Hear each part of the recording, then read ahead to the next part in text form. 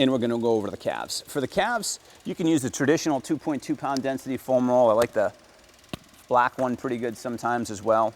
The roll laxer's got some good bite to it if you've seen this product. I'll have a list on my website, ericbeard.com, for links to products. So if you guys want just links to these websites, you can go there and find out about different products that I like. I think that might be helpful. So if I am going to use the roll laxer, the smaller diameter roll laxer version is going to have the most amount of bite to it, but also I don't have to lift myself up as much.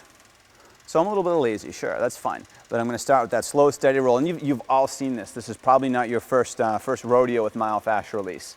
So I'm not going to go over just the same old, same old. I'm going to add some wrinkles, but you can go through the bellies. Now through here, what the density of this roller is going to do, it's going to allow you to split apart the medial and lateral head of the gastroc and put some great pressure right into the tendinous material that's going to separate the medial and lateral gastroc, as well as give you some wonderful pressure into the soleus. So having something with this density is going to have a very different effect than the regular 2 pound density or the high density molded foam roll. So you can actually come all the way up. Now I want you to think about where the gastroc is going to insert into the medial lateral condyles of the femur.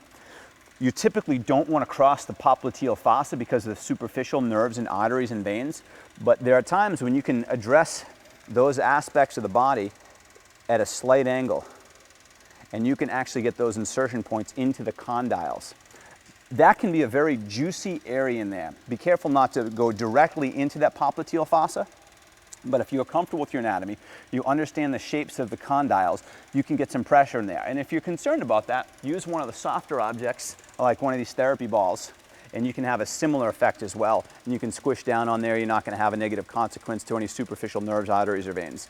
But I want you to begin to think less about just following the line of the muscle as we were initially taught, and expanding the body three-dimensionally, understanding the origin and insertion of the muscles and the related structures so you can release those tissues. So addressing the calf with the roll laxer, my friend Scott Mitchell, he made the roll laxer. He doesn't call this rolling, he calls it roll laxing. So I'm roll laxing the calf. You can't externally rotate, you can't internally rotate. As you externally rotate, you're not just getting the lateral gastroc, you're also getting the peroneals as well. So if someone's foot turns out when they squat or they're overpronators, the lateral components of the calf complex are going to be aggravated.